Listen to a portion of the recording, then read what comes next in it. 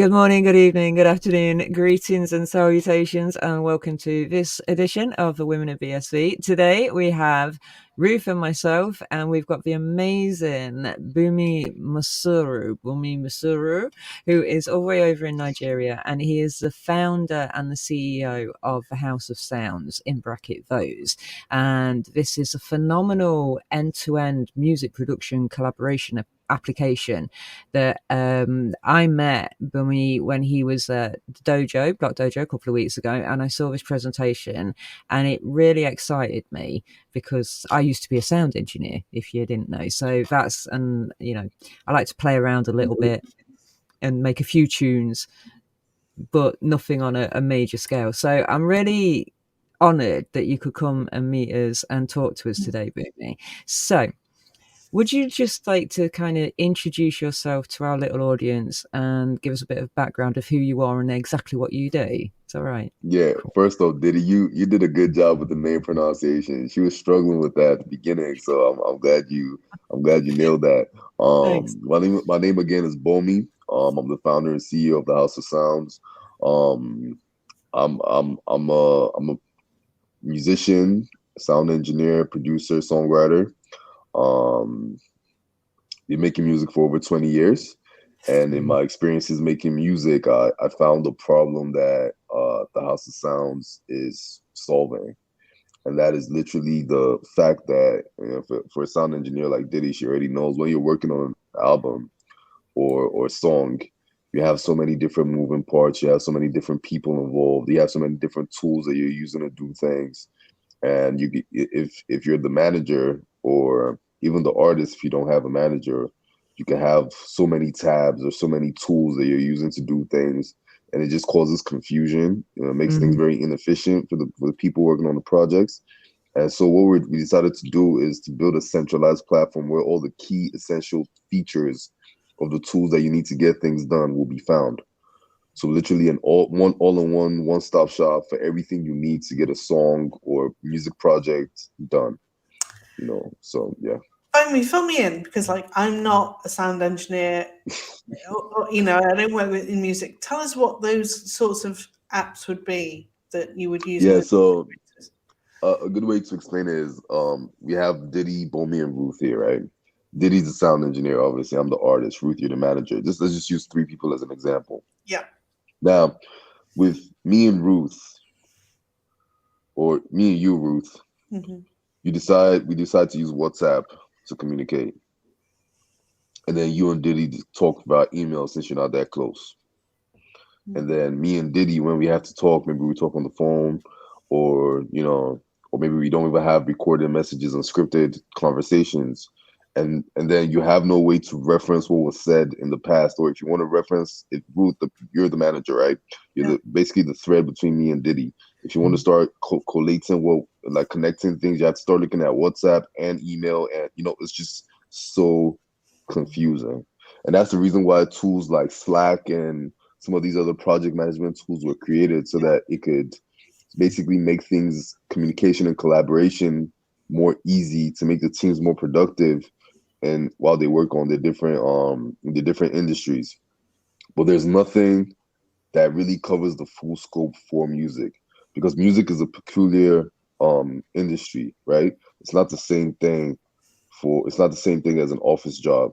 With music, you have songwriting. Songwriting is a specialized um, talent. It's a specialized skill, and then you also have multiple people that collaborate on songs when they're songwriting.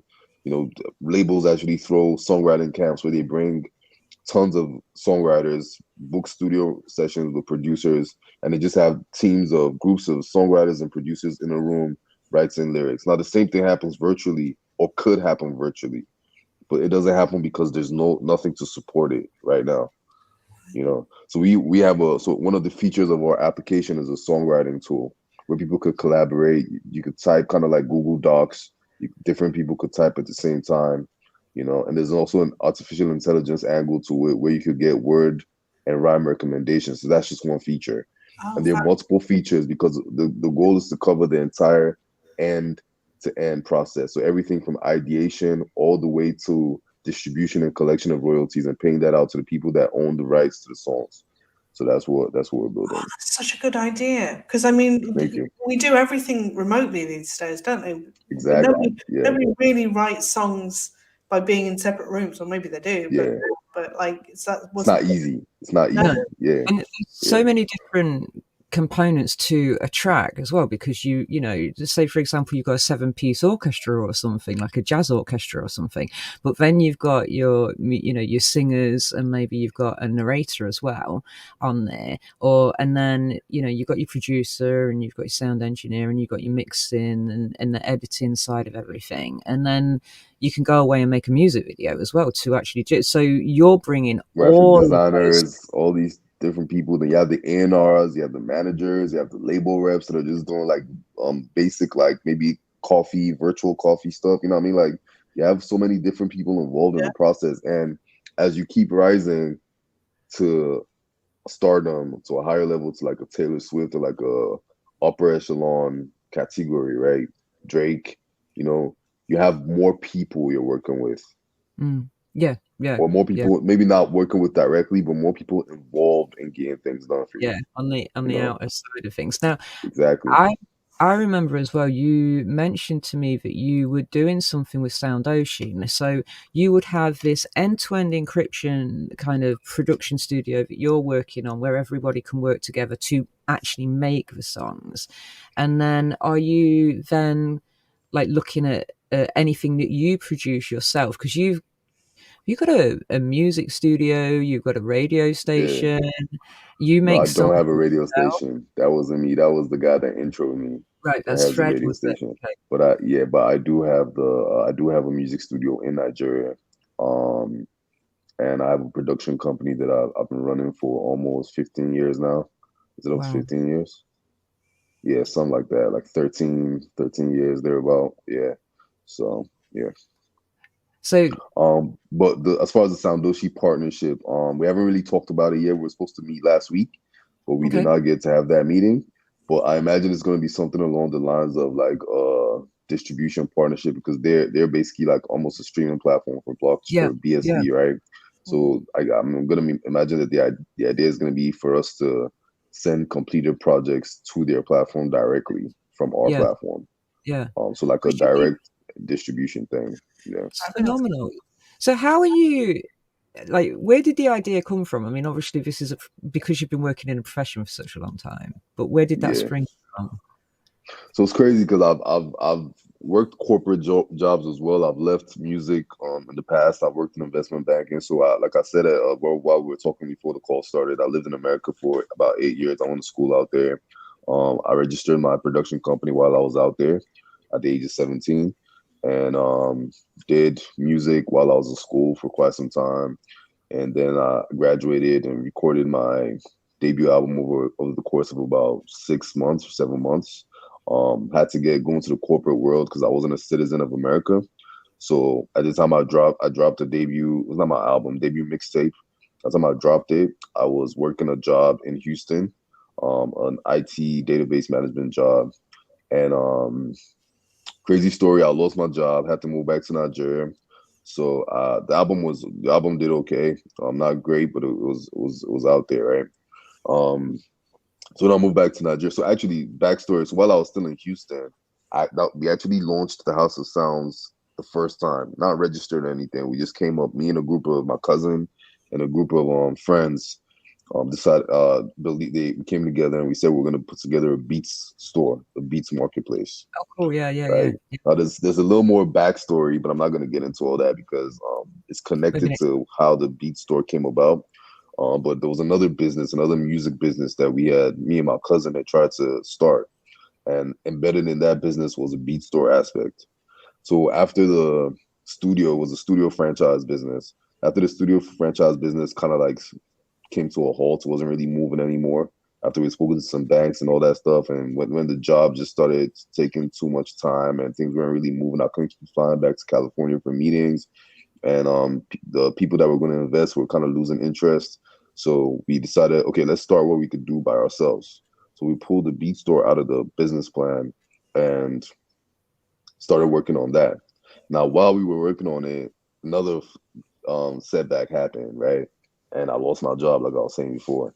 So I had to move to Nigeria. My cousin and my rest of my partners were still in Houston, and it was a really tough time for me. I struggled a little bit with just being my creativity. I wasn't as creative as I usually would be. I didn't. The passion for creating just wasn't there. Some people might call it depression. I don't like to call it depression, although you could say it was depression, depending on how you're looking at it. And I stopped making music for a while. Now, so when I stopped making music, I was working at an investment banking firm. Worked in an investment banking firm in Nigeria for a few years, and at some point, the desire the hunger for music just came back. Yeah. These kind of things. Like when it's in you, it's in you. And Yeah, I you started can't. making music at the age of 9. You know what I mean? So there's nothing I know as well or as much as music, right? So I got back into making music, set up a little studio at the house, and the zeal was just so much, the passion was so much. I started making 5 beats every day, and by the end of the year, I had over 1,500 beats on my Whoa. laptop. Some of them I had recorded songs on. Others were just sitting there, just waiting to be sold. And You were talk to my proper in the flow friends. there. The I'm sorry. creative, the properly in the creative I was flow at that definitely in the point. flow. Yeah, because that's I was I definitely in the flow. completely know exactly where you're coming from, because music and acting and theatre is like a real deep love passion for me, and like Yeah, art and everything. So all that creativity, and I feel that when you do go into a corporate environment, it kind of crushes that out of you a little bit. So I can yeah, definitely, completely appreciate where you're coming from. Creative, definitely. I don't know about you, but me, there is no time limit to it. If that creativity is there, you need to kind of, go with it at that time. And if that Yeah, takes 3 days and you're obsessed with just making one song or one painting or just learning some lines or writing a poem or lyrics, then you just focus completely on that, and everything else yeah. kind of disappears into the background. So Yeah, and I that's get. exactly what happened. I just kind of lasered in and started making so many beats. So I was talking to another one of my friends, my high school friend, who I used to kick it with, and I was telling him about how, you know, I'm trying to I had all these beats, and I think I want to bring back the House of Sounds, and actually run it like a proper business this time. And he was like, yeah, he wants to be part of it. So that's my COO, Chiemela, call him Chief. And I hit Mhm. up a couple of other friends and family members and told them, the same cousin that was part of it before, and told them that I was trying to bring it back. And they were like, I told them how many beats I had and what I've been working and all that stuff. And they were like, yeah, let's do it. So we registered the company in Nigeria. This is 2019, and we started putting together the platform. We outsourced it to this company. Now that was our biggest mistake. So we outsourced it to this company, and they basically dragged their feet with it. Didn't really do a great job. And by the time we were about to launch, this was 2019. We started, right. It was supposed to be a 3-month project. It took us almost 2 years, Gosh. right? So we launched the Beat Store in 2021, last year, September. And by the time we launched, so many people had already entered the market. And mind you, this whole time I was still doing the investment banking on the side, Yeah. right? Yeah. So we launched the product, and we realized that, oh, so many people have taken market share already. We're late to the market. So, we started, thinking, and I think I'm always working on music. And I also spoke to a few of my friends in the music industry, and then we discovered that there was an even bigger problem than just finding beats for your songs. And that's when we now really started uncovering how fragmented. I mean, I had kind of experienced it already, Mm. sending files back and forth, losing files, communication gaps, all these different things. But when I started talking to other people, that's when it became apparent that it was actually more prevalent than I thought it was. And then we did a pivot and switched into building all-in-one end-to-end music production collaboration tool. So that's how we got into it. It's Long amazing. story, my bad. No, it's a cool story, and it's really, for me, it's fascinating. I don't know about you. Hopefully, Ruth's learning because Ruth is not kind of from the musical side of things. I'm But art, but the it's so House of Sound, yeah, the House of Sounds is such a great name. I mean, like, good. what a perfect name, because that's exactly what it is. It's a Yeah, full house of sounds.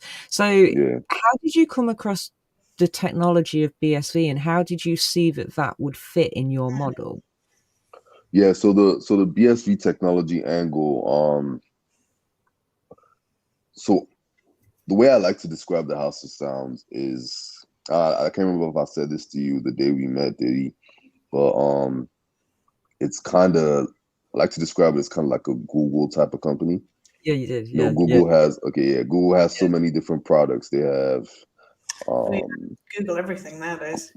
Yeah, they have search, they have meets, they have phones. um they have phones, they have Crowd Gmail, they for it, have forms, they have sheet. Word, Yeah. they Yeah. have all these different tools, and they're all for one specific purpose to enhance the office experience, Hmm. right? So the House of Sounds is a bunch of different products that all work together in some way that are meant to enhance the music creative process. Now, I was working on the while I'm working on the business, one of my jobs is to develop new ideas, move the forward, keep the company moving forward.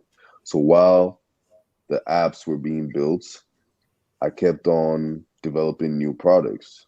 So I'd come up with new ideas, either from my experiences. I'm usually good with ideas, whether it's just from reading books or reading music articles and these different things. I'll come up with new ideas. So one of the ideas I stumbled on NFTs and Hmm. blockchain technology. So I came up with this product called Carmen. Now I had never heard of BSV. I knew what Bitcoin was. I knew some of the other ones. I knew Ethereum. I knew a few other ones. But I never heard of BSV when I came up with Carmen. And the truth of the matter is, we were trying to raise funds and looking to move the business forward. So I was applying to a bunch of different accelerators and incubators, and we had gotten into one incubator in Nigeria, but we turned them down. And we're looking for the best perfect fit. So I found Satoshi Block Dojo, and I applied to them, not really thinking I'd get it. You know, I mean, I didn't really because our main focus wasn't the blockchain product. It was just one product, right? Yeah, yeah, yeah. That I developed. We hadn't even started building it. We didn't even know when we were going to start building it. You know, it was just a product that I had developed. I had come up with all the features, come up with the software requirement specifications, document. I didn't even know a blockchain developer at the time. You know, just applied with the hopes that maybe they could help us How did you move find things forward. how did you find them in the first place? Where was it? Online, just applying. I Like think it was LinkedIn or something? f6s.com Okay. at the time. So I apply in, and I get a response, and she's like, Osmond actually was one that responded, and she's like, oh, she wants to have a meeting. So we have a meeting like probably the next day, and I pitched Carmen to her, and she's like, oh, that's amazing, and she said, can you meet the rest of the team the next day? Now my pitch deck wasn't ready, so Hmm. I had 24 hours to turn. I mean, I had a pitch deck, but it wasn't presentable, you know. So I had 24 hours to put together a really good pitch deck. Did that. Had the meeting with Craig and the rest of them. They said they loved it. They said I was invited to join the second cohort, but I didn't have my visa or passport at the Okay. time, so I had to couldn't make the second cohort. So they said I could come for the third cohort, which is why I joined the third cohort. Now the That's only other amazing. thing is that so BSV wasn't really like our first choice, you know. It's kind of because we went into the Block Dojo and they are focused on BSV, and you know when we learn about BSV, we actually realized that it's probably the best um coin out there, Yeah, you know. yeah. The best technology that So you could use. Certainly Yeah. to technology, yeah. build So on. Yeah, I'm sorry.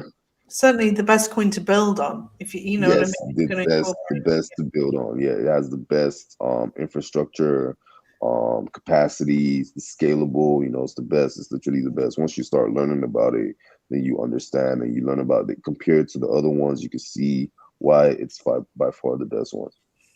So, Might what not be was the pop. It'd be I the was gonna say pop. it might not be the most popular one yet, Yeah. but it's definitely. I mean, we hope it prevails, right? So yeah. So this would be, I mean, this is perfect, really, because if you were, you feel that you were late for the market because of the hold up of the 2 years when this product could have taken 3 months, Yeah. you are right at the start of this particular technology being, for building on and everything. Yeah. So being at the forefront of that market and being an absolute innovator. And it sounds to me as though you're an inventor as well. So not only are you a musician and a creative, but you're also an inventor of things. So Yes. it's a perfect thing for you to be able to build on. So with respect as well, then, what was the whole process like for the Block Dojo? Because I mean, it's quite a distance away, Nigeria, Lagos to London. You stay over in London, and then how was all of that? How did that go about Yeah. for you? So, I mean, when I applied, they told me they usually do like a little investment in your company in the beginning for about 10% of your company. Mhm. So they gave us that money. I got my visa, my passport, flew over there, and it was a seamless process. You get in from day one. It's all love. They're a very warm team. Very it doesn't feel. I don't want to say there's literally no pressure because there is pressure, but Mhm. they take the they don't make it too tense. Like a family. It's like a Yeah, no, Yeah. very they're it's like a very very lovely family. people. Yeah. It's like a family environment. It's like a playful environment, but you still know you still have like the motto of the dojo is get shit done. So you Yeah. still Yeah. have to get Yeah. shit done.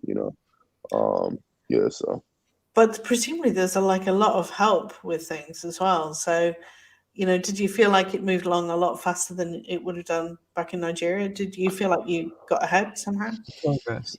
I won't say it moved faster because we already had our developers before we got into the dojo. We had 4 developers. We had our own team. We're already working on the product beforehand. But what it did give us was clarity. Hmm. It was clarity.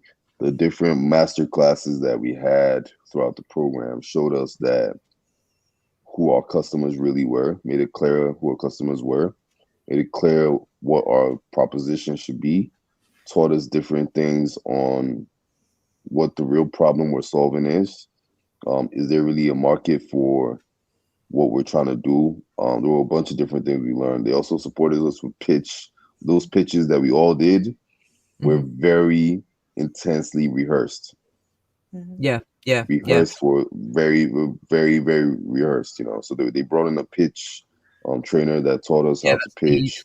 Yeah. They taught us negotiation.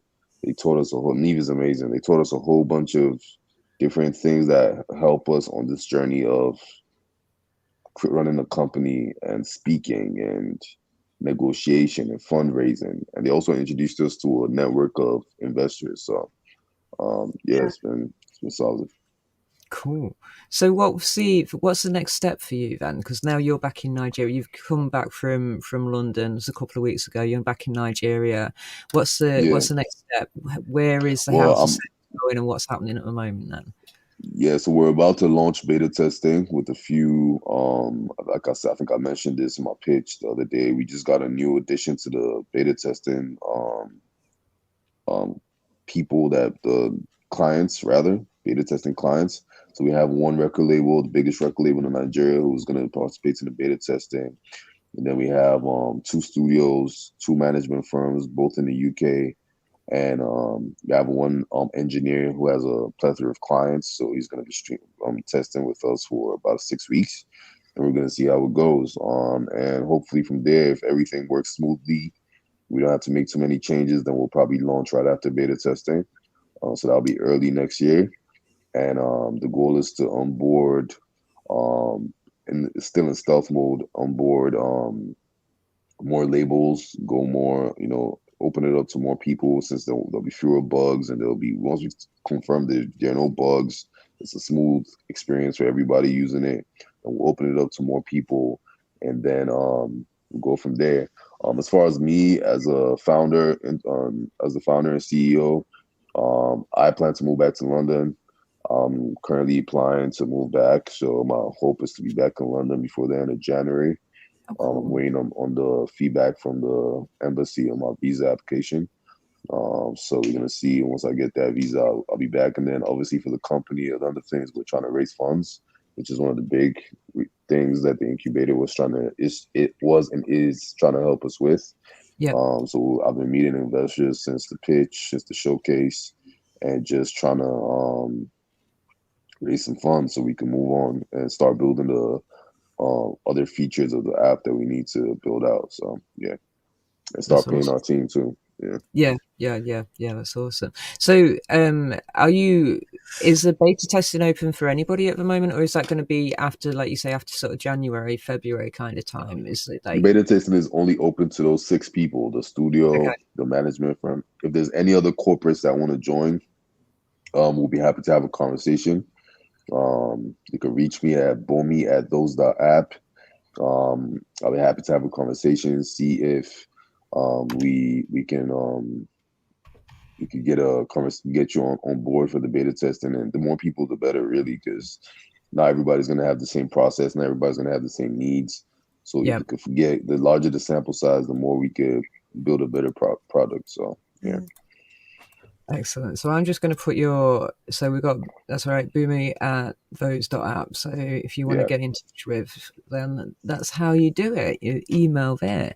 So I'm also quite aware that you said you've only got a short period of time at the moment. So Ruth, have you got any more questions? Well, I was just going to say, like, it sounds as though you could probably use NFTs, BSV NFTs, to sell your beat tracks with as well. I mean, like, you can do it all really with BSV. It sounds like that's an idea you perhaps don't want to shelve. You want to revisit at some point, because they really would lend themselves to. Yeah. Is that? Did I understand that correctly? Is it that you're selling? That's not exactly what we're trying to do, and unfortunately, I can't really give away exactly what we're trying to do because it's still very much in the works. Yeah.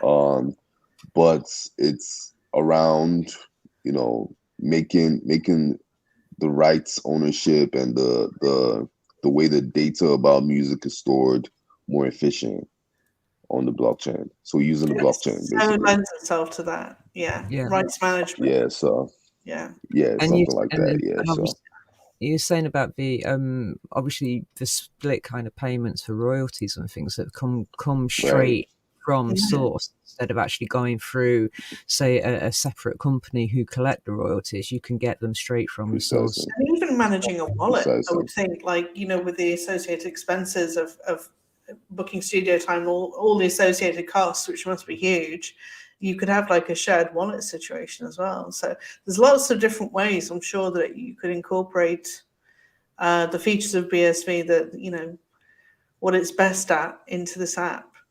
You've come up with new ideas daily, I would imagine. Yeah, definitely. I'm really excited to see the full product. I really am. I think it's going to be mind-blowing because the presentation, which you can see on the Women of BSV channel at 1 hour 14 minutes in on the third cohort video, it's lovely. The you recorded the whole thing.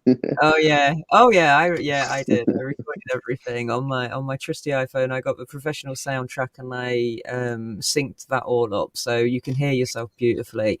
And it's just like the colours of the presentation with Fred when he introduced you. He's got such enthusiasm as well, and he's saying like he's got a radio station. Then, so what a great combination. I mean, with yourselves, and then further on down the line, Sardoshi, and then Fred with his little radio station. I mean, you got everything going there, and then, like you say, you've got all these major contacts because you worked at Sony, or you worked with Sony for a bit. I have a publishing deal with Sony, so that's major. I mean, that's a major company as well that you're working with. So that's big clout behind you. So, and whereabouts do you think you'd be based in London? Are you going to be in the centre of London, or are you going to be kind of on the outskirts? I'm not sure. It's probably going to be east, somewhere near Plexel, East London. I'm thinking. It's so hard to get around London, isn't it? Yeah. So you may as well be close. Yeah.